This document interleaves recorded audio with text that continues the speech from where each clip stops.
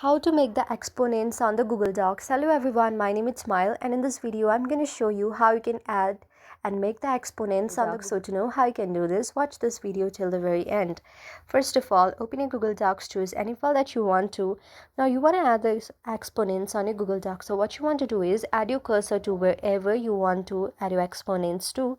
Now tap on the plus icon on the top side, scroll a little bit down, and you will see the options like this here. But you want to add the components, then just tap on the A section, which you can see right there.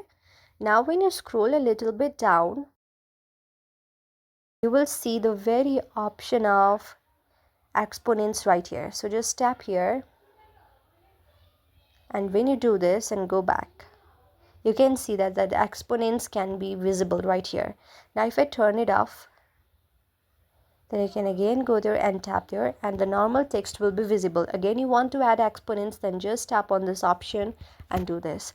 So just like this, you can add any exponents on your Google Docs. Hope you like the video, and if you like the video, then please do hit the thumbs up and subscribe button, and also comment in the comment section below. Thank you for watching.